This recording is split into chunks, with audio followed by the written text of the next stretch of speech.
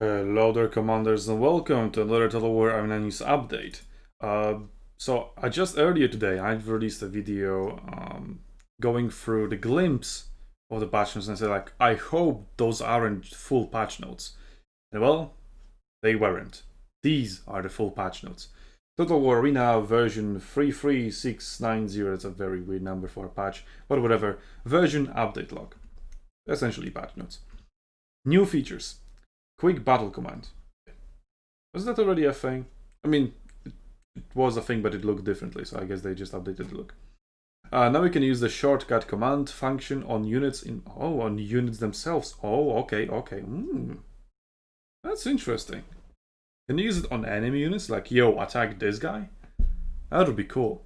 I mean, you can still just use an attack ping on it. It's like, yo, attack ping on this guy. So, but I guess it's like just a different version of. We'll see. The main purpose of this function is to improve the ease of communication between teammates in battle. True. Most commands are used for tactical communication: accept, reject, offense, defense, and a few commands allow commanders to have fun communication in battle. Each commander has unique information configuration. Ooh, so is that like some kind of personality being thrown into the commanders? That would be cool. Is like through voice lines or through text lines or like what appears above the units? I don't know. They didn't specify, so we'll see. Actually, look into that. Congratulations, attack, defend. Can't read this, too small. Is deny. Oh yes. Quote. Oh, so quote. That's probably like commander specific thing. Yeah. Well, doesn't really matter. You'll see that like this picture is extremely small.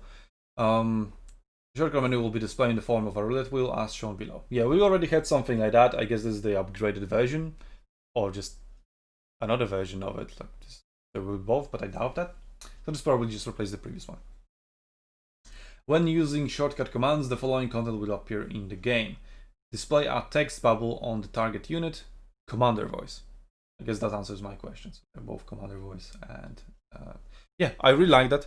We've provided a lot of feedback about making commanders feel more unique, like they have actual personality to them. And you know, when you go no, yes, congratulations, attack, etc., all of those commanders have their unique voice lines for that. Where Germanic is like, slaughter them! While Caesar would be like, kill them. I don't know. But yeah, something like that, and you'll have more personality being thrown into the commanders, which is a really good thing. I hope they nailed it, but probably will be Chinese only. I don't know. Yeah, they don't hire English voice actors anymore for that. So we've only got voices that we already had in the previous version. Those are still there, and all of the rest is just replaced by robotic voices. I think I'll just will be mute. We'll see about that, I guess. Continuing on, UI layout adjustment. So this is something that we've covered already in the previous post, so I'll just quickly go through it.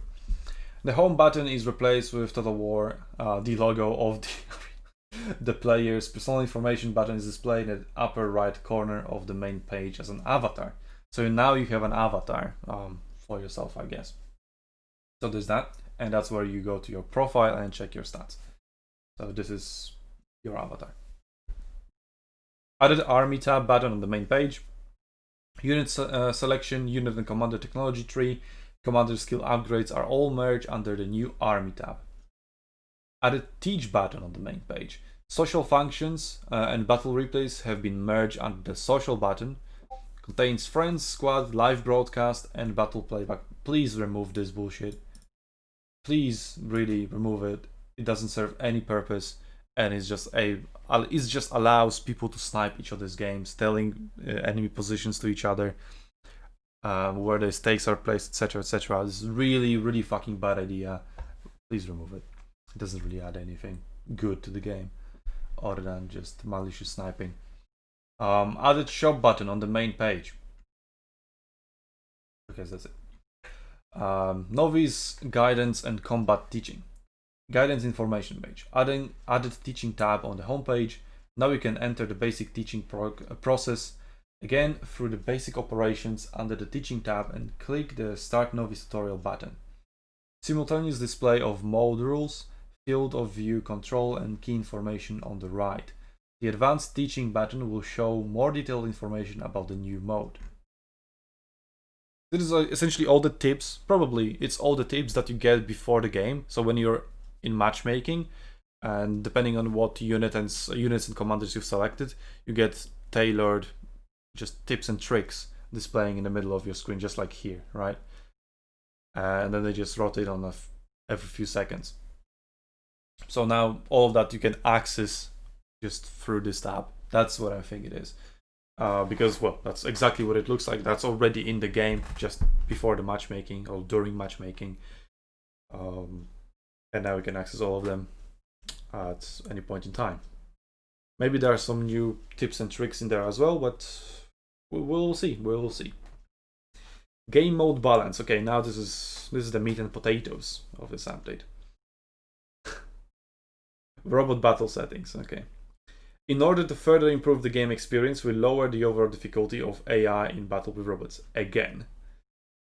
I mean, in the previous version, like in Wargaming version, the AI battles were extremely easy. Now they've become like kind of challenging, but not really. And they've been nerfing them, so I guess they'll be nerfing them again. We'll see how big of a nerf it is, but the overall difficulty has been decreased. In the unit room of level 1 to 3, AI will no longer use commander skills or unit skills, which I think was also the case in the Wargaming version. If I remember correctly, they were not using any skills. Now they've started using skills, which was, I think, good, but apparently this was too much for beginners to handle.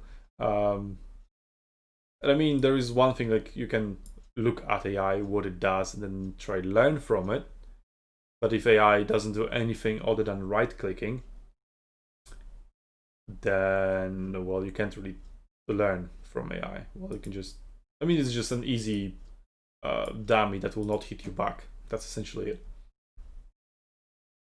Okay, in-office experience game adjustment. That was what... yeah, it was in the previous patch notes, the previous article, the glimpse. According to the unit level difference between two sides during the battle, the lower level unit will gain extra in-game experience. That's just straight up fair, and that should have been the case from the beginning. And I mean, they never really specified how the XP system works. We had to figure it all for ourselves. So we could have only assumed whether or not this is the case, and I guess now we have the confirmation that it wasn't the case, but now it will be. The purpose is to provide skilled players with faster elimination of the attribute suppression brought by the original level gap. Yeah, that is a bad translation. But yeah, essentially with players that have lower level to faster eliminate the gap. Something like this. So when you're behind, when the enemy is snowballing, right, so you can stop him easier, provided you can actually beat him. I mean, even if you don't beat him, you still gain more experience. But it's probably only bright experience, not a dim one. So it was like global versus local experience, right? So if you only gain local experience and you still die at the end, you still lose all of it, unless you manage to level up. But I guess, yeah, that will increase the amount of cases where you actually do level up before dying. So there's that. Yeah, it does help to some capacity at least. Map balance, Augustus Passage.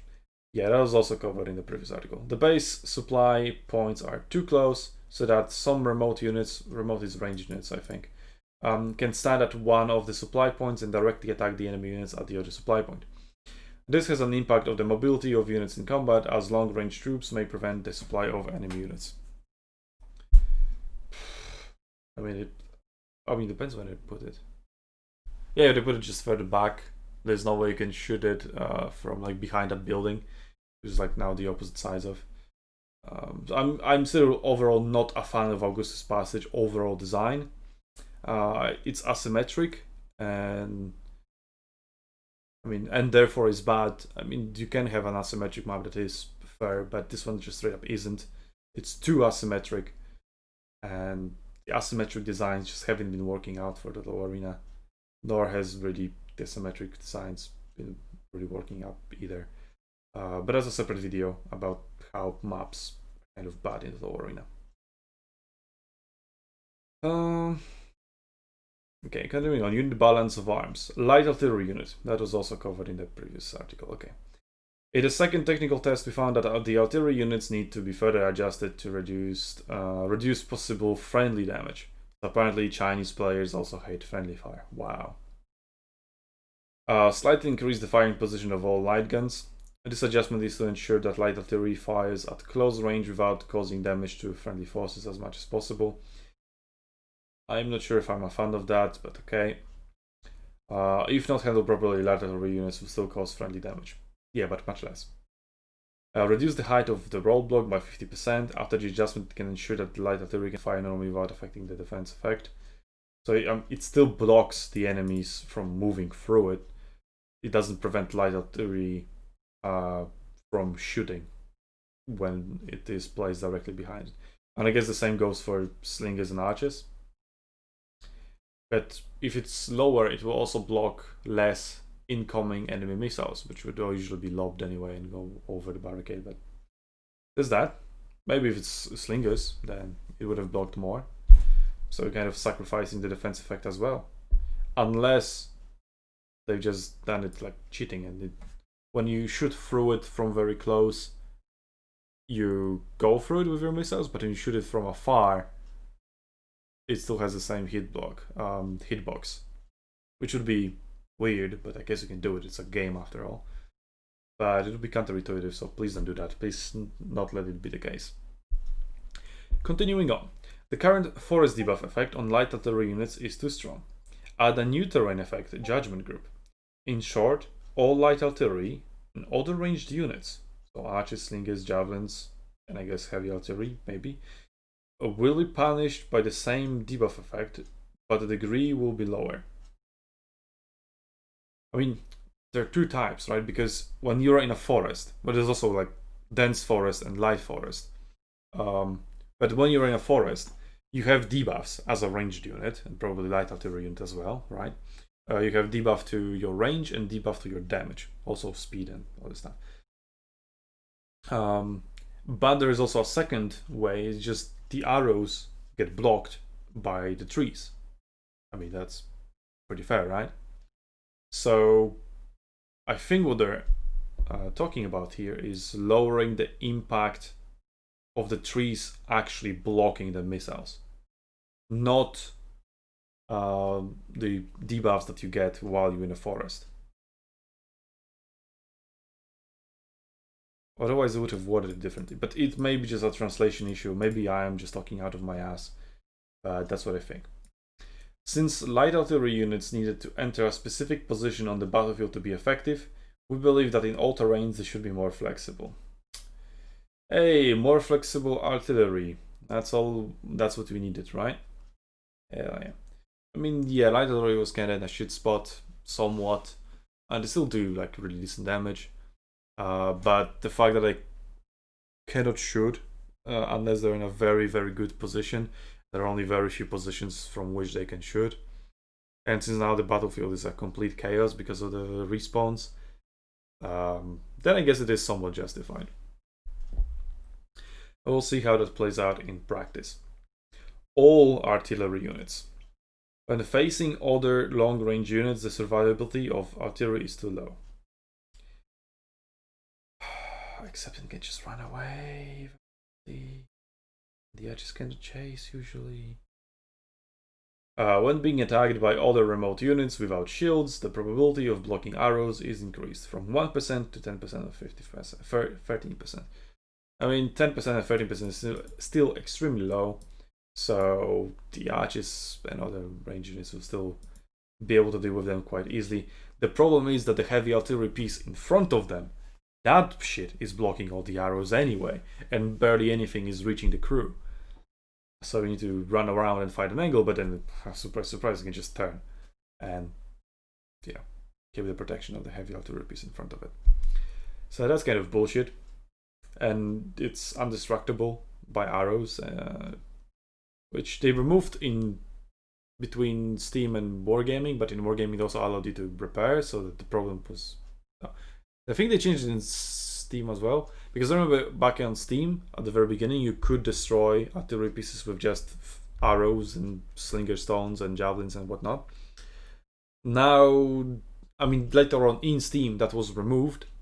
So you can only destroy artillery with other artillery or by charging into it, or alternatively laying down Scorch Earth. But Vercingetorix was introduced at the very, very end of Steam version, if at all. I remember he was in testing, but I don't know if he got actually out. And then in Wargaming, they added the ability to repair. So they also, I think, should have brought back the ability for ranged units to destroy artillery pieces with arrows, stones, and javelins. But they didn't. And now the heavy artillery pieces are blocking all the arrows. And there's nothing you can do about it. So that kind of fucking sucks. And makes artillery kind of OP. Among all the other things that make it OP. Basic balance. Silver coin economic system adjustment. Oh, this is what we talked about in the podcast.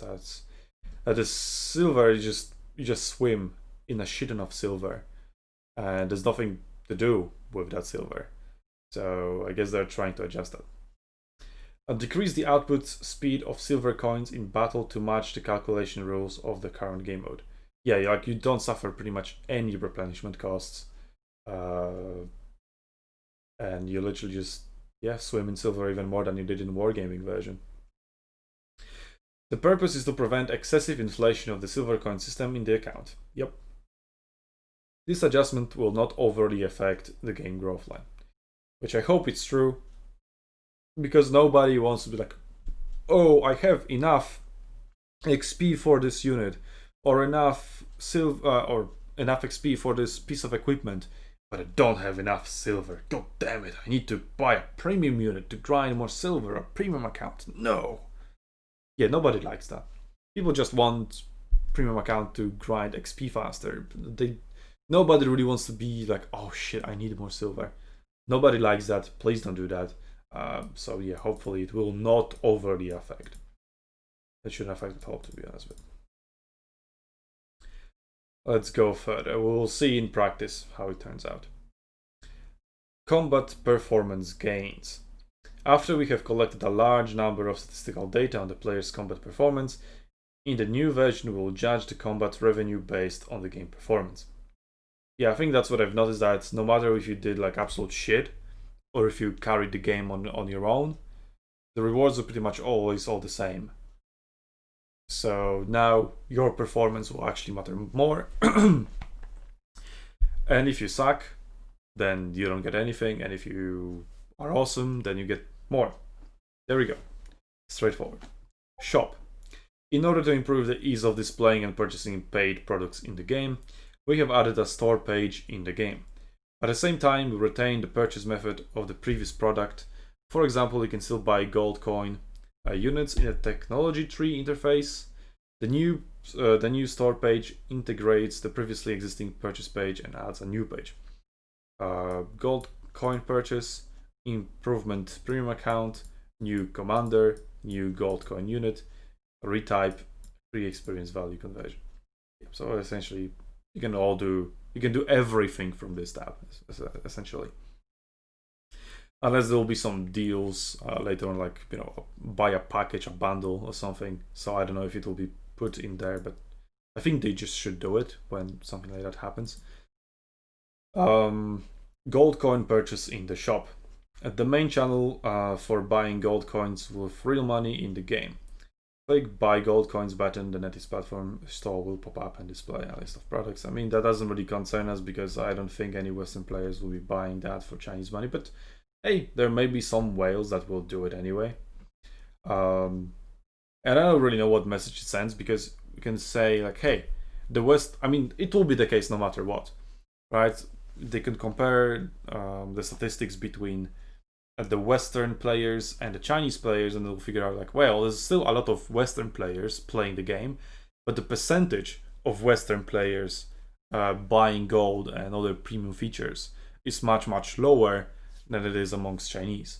And obviously the pay-to-win culture in Chinese is also like, much more prevalent, but they will be able to figure out like, hey, There's still a lot of Western players playing the game, but almost none of them are buying anything. So if those players are still willing to play the game, and if we bring the game back to the West, then we can turn at least some of them into paying customers. So I guess it's still up to you whether or not you want to buy something like that. I mean, I don't really know because it's all, Chinese money, Chinese systems. I don't know how trustworthy they can be. People have trust issues with China, and probably rightfully so. So, entirely up to you. I will not tell you what to do with your money. Okay, commander purchase in the shop. That's something that interests us. I mean, to be honest, so straightforward. I don't really need to read this. What interests me are the costs. Holy shit! 160,000 free XP for Leonidas, Ambiorix, Caesar, and Hannibal. What the fuck? Then we have 85,000 for Alexander, Boudica, Sulla. Yeah, that's it. And then Scipio, Miltiades, and Vercingetorix are 40k. And why are these four here? They're free at the beginning, aren't they?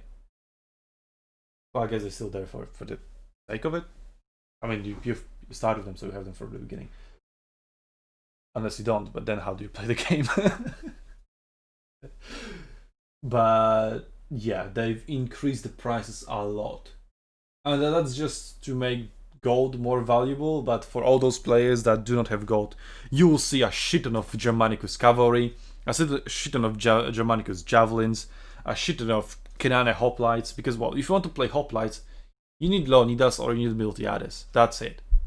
Well, you can get Miltiades for 40k free XP, which isn't that bad. But if you want Leonidas, if you're not good with Miltiades, you have a lot to grind before you get 160k XP. But they said that the rewards have been adjusted, so maybe there's that.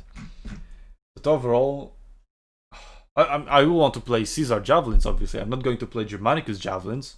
I can play Scipio javelins. I can unlock Scipio and play Scipio javelins while I grind for Caesar. Holy shit. Holy shit. That's very, very expensive. What the fuck? I mean, it will kind of hurt the game. It is better for monetization, right? Because people will be like, oh, I mean, 160k, yeah, what the fuck? I'm not going to grind that. Here's $6, $60. I don't know what the conversion is. I mean, if it is, like, if 1,000 gold equals €1 or $1, and that's $6 for a commander, it's not overpriced. But if it's 60, then ooh, no. But yeah, I really doubt it. It's probably $1, €1 equals 1,000. So yeah, it's not that bad when you think about it, but when you think about it in terms of free XP, it is, holy shit, that's a lot of grinding. So it is a good incentive to spend gold, which, as I said, yeah, it is good for economy, but for monetization, making the game profitable, but it's not good for the overall health of the game, maybe. Because, as I said, you'll see a lot of people just running with units because, hey, I want to play javelins, okay? I want to play javelins, so I play javelins, but the only commander I have available is Germanicus. So I have to play Germanicus javelins, and I have to be a liability to my team because I picked a shitty commander for the units I want to play. And you can't really blame the guys, like, oh no, this idiot has brought Germanicus cavalry, what the fuck, you don't have a single ability to use. Not his fault. Scipio is super fucking expensive as well, 40k. So yeah, we'll need to be like more accommodating. Just be nicer to those players that bring the wrong commander, because maybe they're just still grinding and they just really want to play the unit type they want to play, right? So for example, I really want to play javelins, but Caesar is extremely expensive, so I'll just end up playing Germanicus javelins while I grind for Caesar. Which is kind of annoying, but nothing really you can do about it other than just pouring real money on it. So yeah, really mixed feelings about that, but let's continue on. Advanced units purchase in the store. Okay, this okay, straightforward. You just buy units in the store. I don't need to read that really. Wait a second. Oh, okay. So now, hopefully, this is an improvement. I hope that stays the case, because Tanit, I think that was what he was called, the tier 5 premium Carthage elephant that is extremely overpowered. It is straight up pay to win, and you cannot convince me otherwise, because you just don't have elephants on tier 5. So if you're on a tier 5 tournament, the only way to have elephants, which are a very good unit, is pay. And that increases your chances to win. Therefore, it is pay to win. So it's so straightforward, you cannot really argue against that. They are pay to win.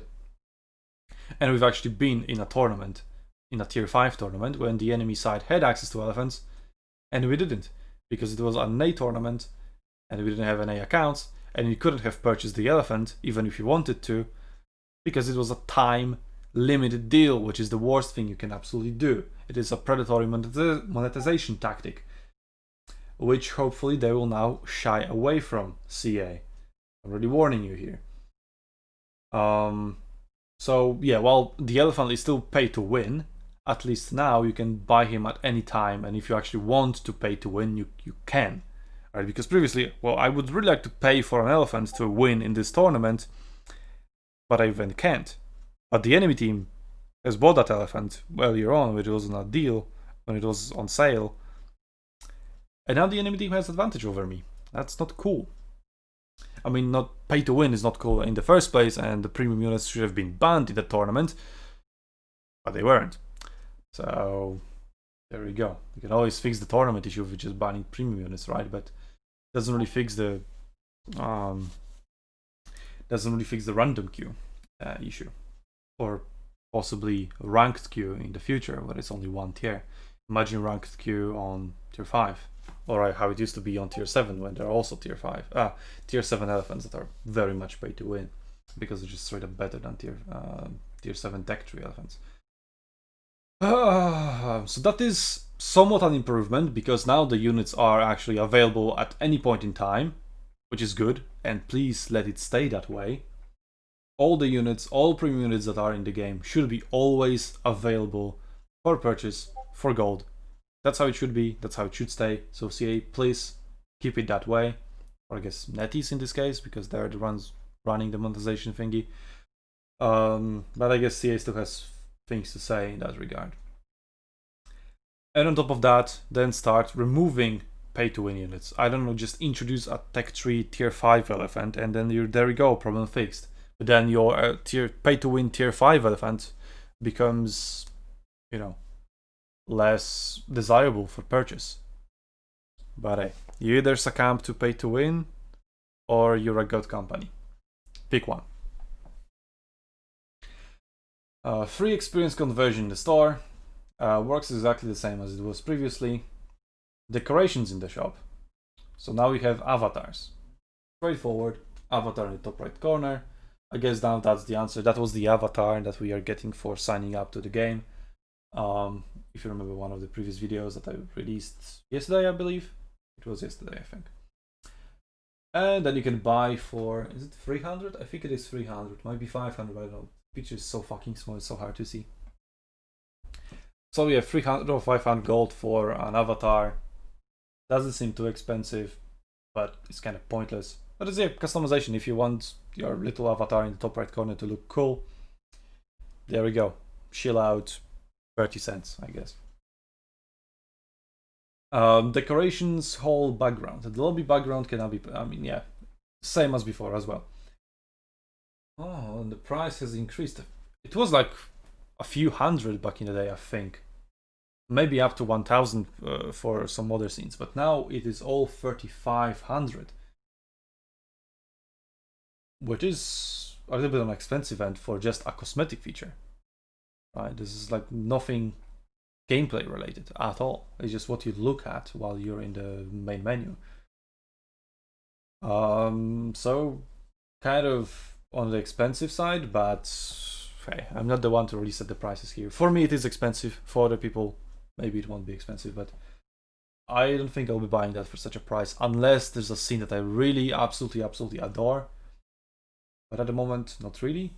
And I think from all of these displayed, this one, that is for free, the starting one, is actually my favorite. I love the falling rose petals from the sky. It really reminds me of Nero Claudius from my favorite franchise. So yeah, I absolutely actually love that scene. And it's great. And I don't see myself changing unless you can actually beat that. But please don't make this one paid and give us one of the cheater ones from here. Just saying. Just saying. So you're cool, CA. You gave us the best scene as the default one. Good props for you, CA. Thank you very much for that. Please don't change that. Keep it that way. And then if some people don't like this and prefer something else, then they can pay. And I've got my favorite scene for free. Perfect. Probably shouldn't have said that. Because now they'll be like, oh, this is Mishra's favorite. Okay, paid one. Now this is the default one. May very well be the case, but then fuck you, CA. Base mode.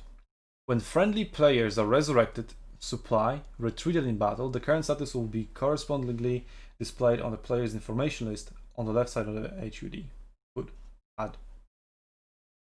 Yep, that's a little icon just next to their name. And that's it. The states will be represented by different icons. Oh, that's a hiccup. I've been talking too much for too long. That's what it says me. The player changes status, the delay can... yeah, sure. System reminder of it in battle. Press Alt, click fallback button. This pops up. Receive button after completing daily task. Those are the daily missions in the top right corner of your screen. So I guess now it's easier to notice that you have finished them, which I guess wasn't the case earlier, so that's a good change. Optimize the display on the edge of the battlefield. Yeah, there was something about that previously. Let's see. Wait, did they just add a gray line to like show that this is the edge of the battlefield? That's so stupid. Well, let's read it. The new battle UI interface more clearly shows the effective battlefield area. Yeah, which is the gray floating line. I mean, you cannot just go through there anyway. Like, what the hell? What kind of a clue do you need? There's a solid wall of buildings. Why do you need a gray line to tell you that you cannot go there? Try to avoid areas that may affect the player's vision. Please don't tell me you still bounce off the camera or off the edge, which is so fucking stupid. When the player mouses over the edge of the effective battle, a new prompt will appear. It'll just get in your face, what the fuck? I don't like this at all. Although there have been cases where I tried to go over the battlefield because, like, it was like, for example, on Gergovia or Germania, and I see something. No, Germania not really.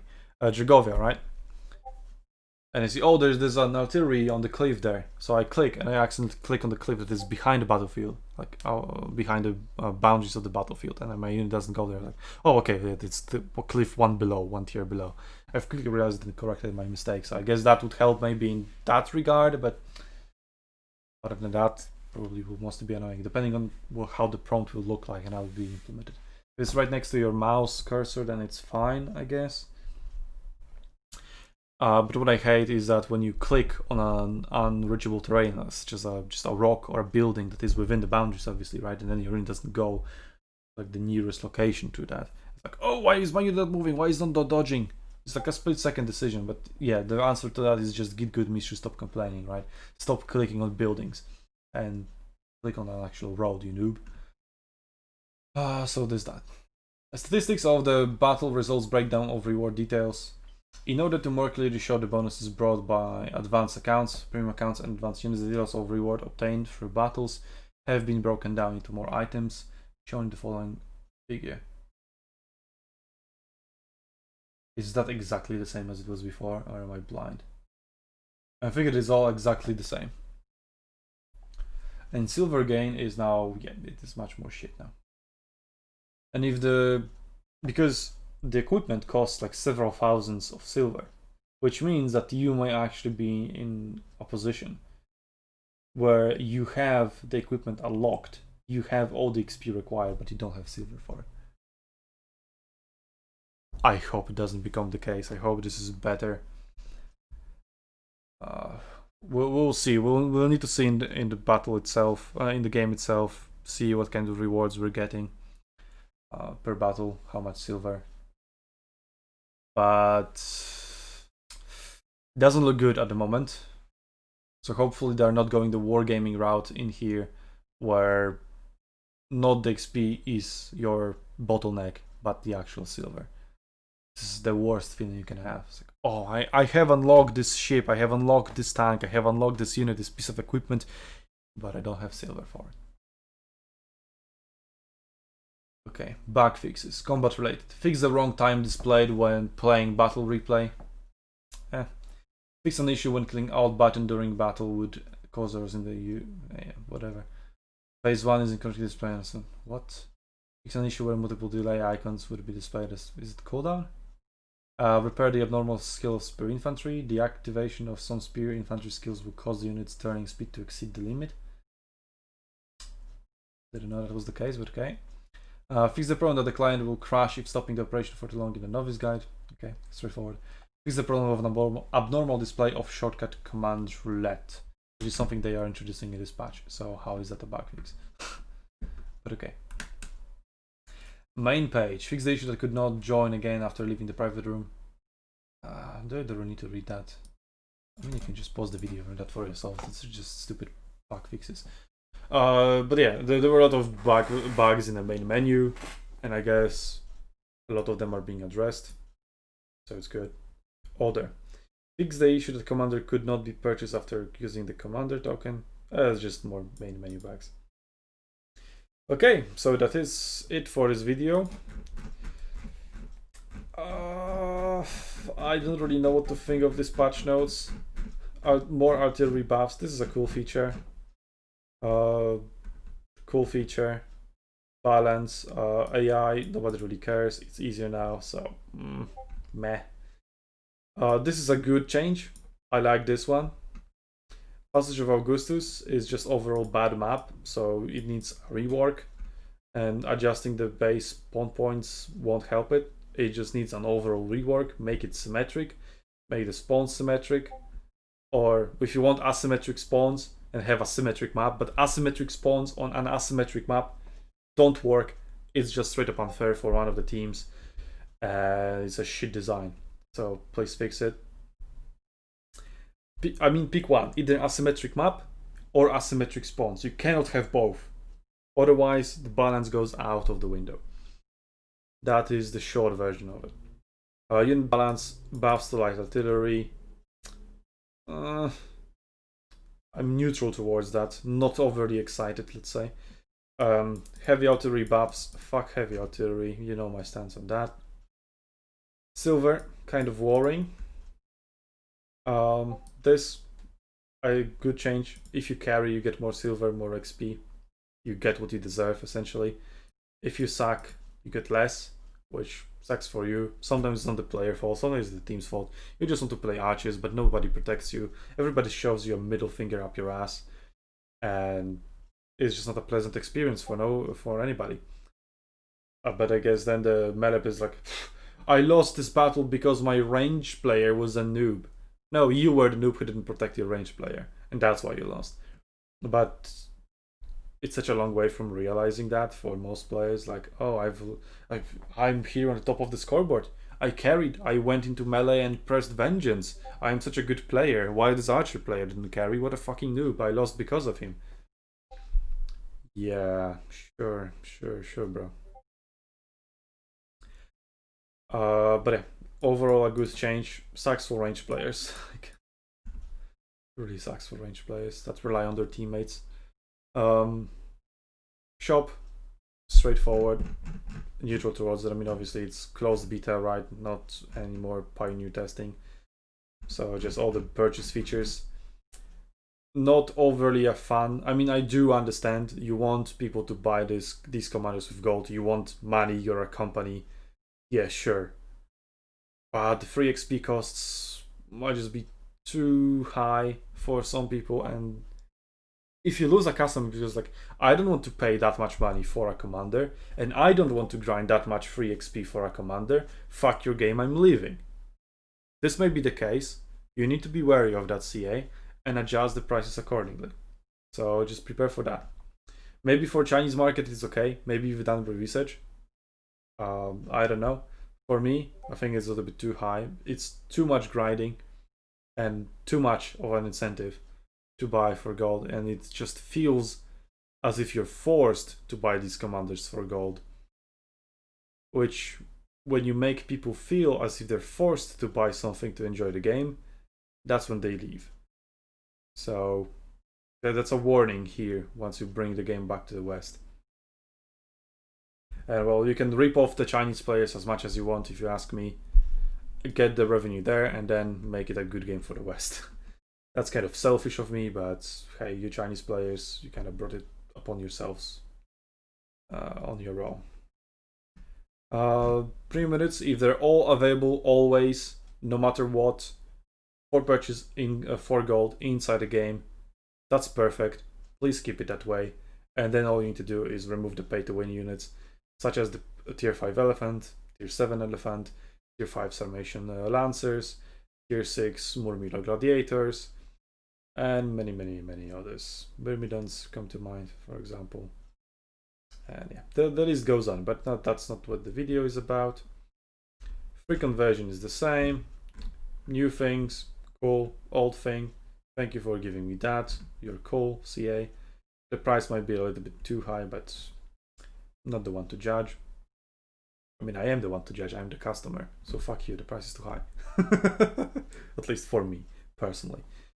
But yeah, you don't care about a singular unit, you care about the overall population. If that price is the right for the overall population, there we go. It's always the supply and demand and where the price meets. So you need to figure out it. You need to figure it out for yourselves. Base mode, yeah, I guess a cool change. Add a bit more information.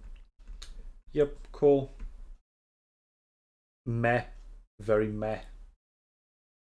This is a good change, I guess. Kind of obvious. And this is not a change. I have no idea what it is. It's all exactly the same, unless I'm stupid. I mean, I am, but. And the silver gains are kind of worrying, but we have no idea what kind of battle it was. So we'll see about that. And unbox. Okay, that was the TLDR of the patch notes and my opinion piece about it, I guess. So, thank you all for watching. Check out the links in the description below to help us bring Total Warning back to the West, where hopefully the prices will be adjusted and other stuff as well. It will be less pay to win. One can dream, right? But hey, you can make that dream become true and enjoy the Western game for yourself. And then while you're there, you can friendly fire the subscription button, the like button, dislike button, notification bell button. Maybe the first friendly fire the dislike button, then friendly fire the like button so that it ends up as a like. Yeah, I've tricked you. Ah, you're not smart enough. You fell for it. Full Thundercross split attack, and I'll Thundercross split attack you on Arena's Battlefields commanders. Get wrecked.